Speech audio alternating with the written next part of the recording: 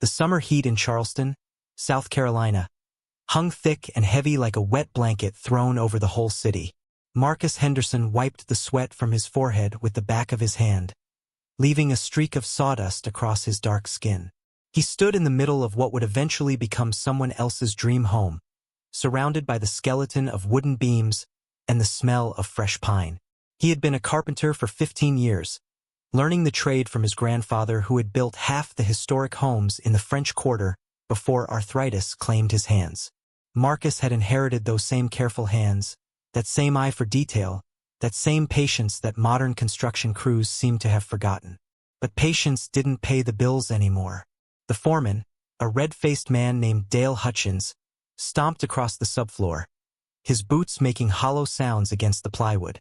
He stopped at the section Marcus had just finished laying, crouched down, and ran his palm across the hardwood planks. There was a quarter-inch gap between some of the boards, barely visible but unmistakable to a trained eye. Dale stood up slowly, his knees cracking. He looked at Marcus with something between pity and contempt. "You leaving these loose on purpose, Henderson? This ain't some rustic barn we're building here. This is a $3 million home. The Carmichaels want perfection." Marcus took a breath, choosing his words carefully. He had learned long ago that explaining craftsmanship to men who only understood deadlines was like teaching poetry to a brick wall. "Those gaps are intentional, Dale. It's July, 95 degrees with 80% humidity. That wood is going to contract come winter. If I lay these boards tight right now, they'll buckle when the seasons change. Wood breathes. It expands and contracts. You leave room for—" Dale cut him off with a sharp laugh that echoed through the empty frame of the house. "Wood breathes? What kind of hippie nonsense is that? I got 20 guys on this crew, Henderson, and not one of them is giving me floor gaps you could slide a credit card through. You trying to make us all look bad?" The other workers had stopped what they were doing. Marcus could feel their eyes on him. Some looked away quickly. Others watched with the uncomfortable fascination people have for public humiliation. Tony Rodriguez, a younger framer who had always been friendly, shook his head slightly as if to say don't bother. Even Big Mike Patterson, who had worked alongside Marcus for 3 years, suddenly found his nail gun very interesting. Marcus felt the familiar weight settling on his chest. The weight of being right but powerless. The weight of having knowledge that no one wanted to hear. The weight of watching something beautiful get destroyed because speed mattered more than quality. "I'm telling you, Dale, by December those tight boards are going to—" "By December," Dale interrupted, his voice rising, "you won't be on this crew anymore if you don't fix this mess. I want these gaps gone by tomorrow morning. Tight and flush. That's what the client wants, that's what you're gonna deliver." Dale walked away, barking orders at the electricians working on the second floor. The crew slowly returned to their tasks, the moment already forgotten by everyone except Marcus. He looked down at his work, at the carefully measured gaps that represented years of experience and traditional wisdom passed down through generations. His grandfather's voice echoed in his memory. "Respect the wood, boy. It was alive once. It remembers." Marcus pulled out his phone and took pictures of the flooring from multiple angles, zooming in on the gaps, the grain patterns, the way the boards sat naturally with room to move. Something told him he might need these later. Call it intuition. Call it the whisper of experience. That evening, he sat in his small apartment above a Korean grocery store, eating cold fried chicken straight from the box and staring at those photos. His daughter, Jasmine, was away at college in Atlanta, studying architecture. She was the reason he took jobs like this, swallowing his pride, cashing checks from men who didn't know the difference between craftsmanship and cosmetics. His phone buzzed. A text from Tony. "Sorry about today, man. Dale's under pressure from the owners. They've been riding him hard." Marcus didn't reply. Apologies from bystanders never changed anything. He thought about going back tomorrow and doing what Dale demanded. Tightening those boards until they sat flush and pretty and wrong. It would be easier. It would keep the peace. It would be exactly what everyone wanted. Everyone except the wood. Marcus set down his phone and looked at his hands. They were scarred and calloused, stained with decades of varnish and wood oil that never quite washed out. These were his grandfather's hands, reborn. These hands knew things that clipboards and construction schedules couldn't measure. Tomorrow he would face a choice: compromise his craft or compromise his job. In Charleston's humid summer air, surrounded by men who mistook shortcuts for efficiency, Marcus Henderson had no idea that his decision would soon expose a truth that no one was prepared to see. The wood would have its say. It always did. Marcus arrived at the site at 6 in the morning, an hour before the rest of the crew. The air was already thick with moisture, promising another scorching day. He stood over his section of flooring, a pry bar in one hand, feeling like a surgeon about to perform an unnecessary amputation. He knelt down and began removing the boards he had laid the day before. Each one came up with a whisper of protest, the nails releasing reluctantly. He worked methodically, his jaw tight, replacing each plank without the gaps. Tight, flush, perfect to the untrained eye. By the time Dale arrived with his thermos of coffee and his clipboard, Marcus had finished half the section. "Now that's what I'm talking about," Dale said, walking across the new floor with satisfaction. "See? Looks 100 times better already. This is professional work, Henderson." Marcus said nothing. He just nodded and continued working. Over the next 2 weeks, the house took shape around them. Walls went up. Windows were installed. The HVAC system began humming its industrial song through the ductwork. The Carmichaels visited twice, walking through their future home with an interior designer who kept saying words like flow and aesthetic and timeless. Mrs. Carmichael, a thin woman with diamond earrings that probably cost more than Marcus's truck, stood on the main floor and smiled. "It's absolutely perfect. So smooth and elegant." Marcus was rewiring an outlet nearby. He didn't look up. By mid-August, the project was ahead of schedule. Dale strutted around like a peacock, taking credit for the efficiency. He even mentioned Marcus in a team meeting, saying Henderson finally got with the program. The crew laughed. Marcus didn't. But Marcus noticed something the others didn't. The humidity was relentless, even by Charleston standards. The wood in the framing was swelling slightly. The doors were getting harder to close. The windows required more force to slide open. He mentioned it to Big Mike one afternoon while they were loading tools. "You feel that? The whole house is retaining moisture." Big Mike shrugged. "It's summer in South Carolina, man. Everything's swollen. It'll dry out." Marcus wanted to say more, but he had learned his lesson. His opinion wasn't wanted here. His expertise was noise. Then came the morning everything changed. Marcus pulled into the construction site parking area and immediately knew something was wrong. Dale's truck was already there, along with 3 vehicles he didn't recognize. One was a silver Mercedes with dealer plates. The Carmichaels. He grabbed his tool belt and walked toward the house. Before he even reached the entrance, he heard the shouting. Dale's voice carried through the open-door frame, high-pitched and defensive. "I don't understand how this happened. The floor was perfect 2 weeks ago." Marcus stepped inside and felt his stomach drop. The beautiful hardwood floor he had been forced to install tight and flush had betrayed everyone except him. Long, jagged cracks ran through multiple boards. Some planks had buckled upward, creating ridges you could trip over. The wood had expanded in the humidity with nowhere to go, and it had destroyed itself trying to breathe. Mr. Carmichael stood in the center of the disaster, his face purple with rage. Mr. Carmichael's voice cut through the construction site like a blade. $3 million. $3 million. And you're telling me the floor is ruined? Dale stumbled over his words, his clipboard shaking in his hands. "We can replace it. We can fix this. It's just, I don't understand what went wrong." Marcus stood at the entrance, frozen. Part of him wanted to walk away, to let Dale drown in the consequences of his own arrogance. But his grandfather's voice rose in his memory again. "A real craftsman don't let his work speak lies, even when he's told to." He stepped forward. "I know what happened." Every head turned toward him. Dale's face went from red to white. "Henderson, not now." "I told you this would happen," Marcus continued, his voice steady. He pulled out his phone and opened the photos from July. "Look, these are the floors I laid initially, with expansion gaps. You made me remove them and install the boards tight." Mrs. Carmichael walked over, her heels clicking on the damaged wood. She took Marcus's phone and studied the images, zooming in, swiping through each one. "You documented this?" "Yes, ma'am. I've been doing this 15 years. My grandfather built homes in this city for 40 years before me. Wood expands in humidity and contracts in dry cold. If you don't leave room for movement, it destroys itself, especially in Charleston summers." Dale's voice cracked. He was doing it wrong. The boards were loose. The client wanted quality, Mr. Carmichael interrupted coldly. He turned to Marcus. "You're saying you knew this would happen?" "Yes, sir. I tried to explain. The wood needs to breathe." A long silence filled the gutted house. Somewhere outside, a mockingbird sang.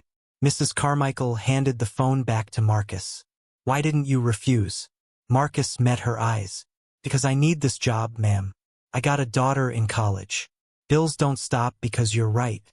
Something shifted in the air. Mr. Carmichael pulled out his own phone and made a call. "Richard? Yeah, it's Tom Carmichael. I need you to come look at something. Bring your lawyer." Within an hour, the site was swarming with people. The project manager, the general contractor, someone from the bonding company, a lawyer in a suit too expensive for a construction site. And through it all, Marcus stood with his phone, showing his documentation, explaining the principles of wood movement, thermal expansion, humidity coefficients. Things his grandfather had taught him. Things that suddenly mattered. If you're watching this and rooting for the truth to win, take a second and subscribe to the channel. Because what happens next proves that sometimes doing the right thing, even when nobody listens, is the only thing that matters. Dale was escorted off the property by noon. By evening, Marcus received a phone call that would change everything.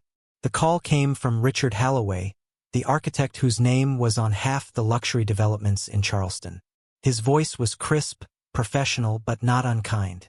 "Mr. Henderson, I've reviewed your documentation and spoken with the Carmichaels. We'd like you to supervise the floor replacement.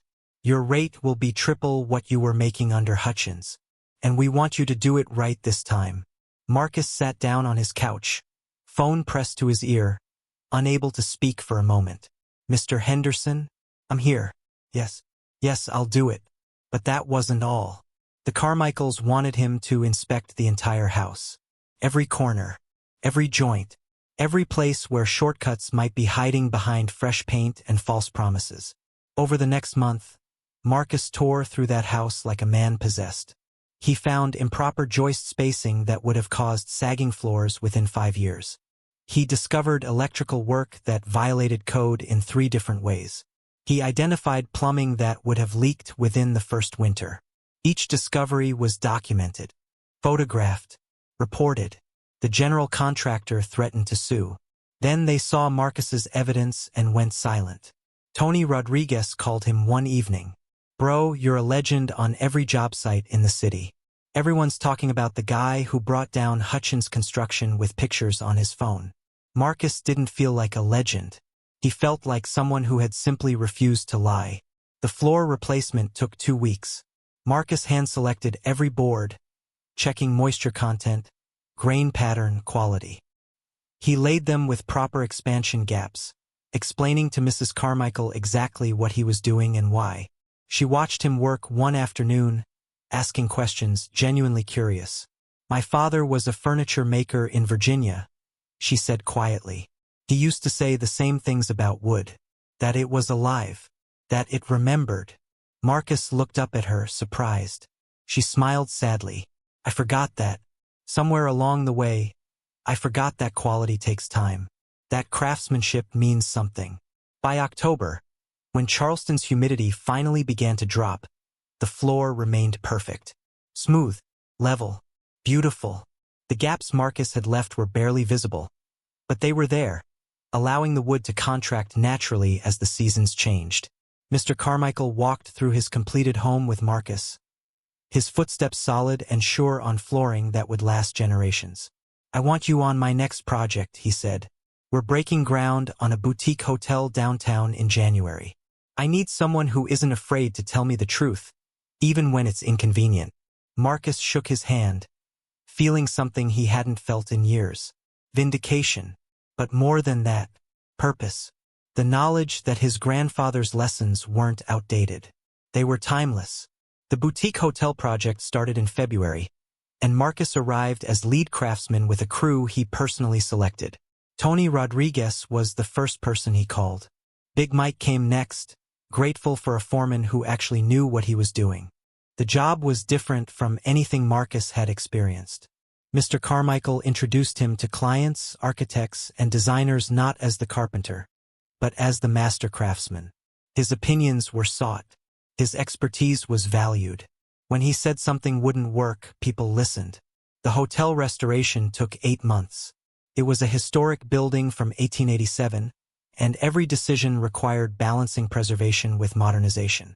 Marcus worked with historians, structural engineers, and interior designers who actually understood that old-growth heart pine couldn't be rushed or replaced with cheap alternatives. He taught the younger crew members the way his grandfather had taught him, patiently, thoroughly, with respect for the material and the craft. One afternoon in September, Jasmine came home from Atlanta for the weekend. Marcus brought her to the job site, and she walked through the nearly completed hotel lobby with tears in her eyes. "Dad, this is incredible. The exposed beams, the flooring, the millwork. This is art." He put his arm around her shoulders. "Your great-grandfather would have been proud." She turned to him. "I'm proud. You know that, right? I'm studying architecture because of you. Because you showed me that buildings aren't just structures. They're stories. They're legacy." Marcus felt something break open in his chest. All those years of swallowing his pride, of being dismissed and overlooked, suddenly made sense. He had kept the knowledge alive. He had refused to let shortcuts become the standard. And now his daughter would carry that forward. By November, the Carmichael house had been featured in Southern Living magazine. The article mentioned Marcus by name, calling him a traditionalist craftsman keeping old-world techniques alive in modern construction. His phone started ringing. Contractors wanted him. Homeowners wanted him. Architecture firms wanted to consult with him on historic renovations. He raised his rates. People paid them. He started teaching weekend workshops on traditional carpentry techniques. 20 people showed up to the first one, 50 to the second. By the fourth workshop, he had a waiting list. The hotel opened in March to spectacular reviews. Mr. Carmichael hosted a private event for everyone who had worked on the project. He stood in the middle of the lobby. Marcus had restored and raised his glass. "To Marcus Henderson, who taught me that the most expensive mistake you can make is not listening to the person who actually knows what they're doing." Everyone laughed and applauded. Marcus stood there, surrounded by his crew, his daughter beside him, feeling like he had finally stepped into the life his grandfather had always believed he deserved. The wood had spoken, and finally people had listened. 3 years later, Marcus stood in front of a classroom at the Charleston Technical College, chalk dust on his hands and 25 students hanging on his every word. The building behind him had been purchased and renovated by a foundation Mr. Carmichael established specifically to preserve traditional craftsmanship. It was called the Henderson Center for Building Arts, named after Marcus's grandfather, whose story Marcus had shared during a documentary about the project. Marcus now taught 4 classes a semester while running his own selective contracting business. He only took projects that mattered, jobs where quality was prioritized over speed, where clients understood that craftsmanship couldn't be rushed. Jasmine had graduated with honors and joined a prestigious architecture firm in Charleston. But twice a week, she volunteered at the center, teaching design principles to the carpentry students, showing them how builders and architects should work together, not against each other. Tony Rodriguez had become Marcus's business partner. Together they employed 15 craftsmen, all trained in traditional techniques, all paid fairly, all respected for their knowledge. Big Mike ran the workshop program, teaching timber framing to students who came from across the country to learn from the team that had rebuilt Charleston's most celebrated historic hotel. The Carmichael house still stood perfect, its floors breathing with the seasons, expanding and contracting in the spaces Marcus had insisted on leaving. Mrs. Carmichael sent him a Christmas card every year with a photo of their grandchildren playing on those floors, wooden toys scattered across planks that would outlive everyone in the picture. Dale Hutchins had lost his contractor's license after 2 more catastrophic failures on subsequent projects. Marcus heard he was selling RVs in Myrtle Beach. He felt no satisfaction in that, just sadness that some people never learned. One evening, Marcus sat in his new home, a modest craftsman bungalow he had restored himself, and looked at the framed photo on his wall. It was his grandfather, standing in front of a house he had built in 1967. His tools in hand, pride in his eyes. Next to it hung the Southern Living article. And beside that, a letter from the National Trust for Historic Preservation, thanking him for his contributions to architectural conservation. His phone buzzed. A text from a potential client asking if he could look at a Victorian mansion that needed restoration. Marcus smiled and typed his response. "I'll come look. But I do things the right way or I don't do them at all." The answer came back immediately. "That's exactly why we're calling you." He set down his phone and walked to his workshop, running his hand along the workbench his grandfather had built. The wood was smooth, worn by decades of use, still solid, still breathing. Some things Marcus thought were worth fighting for.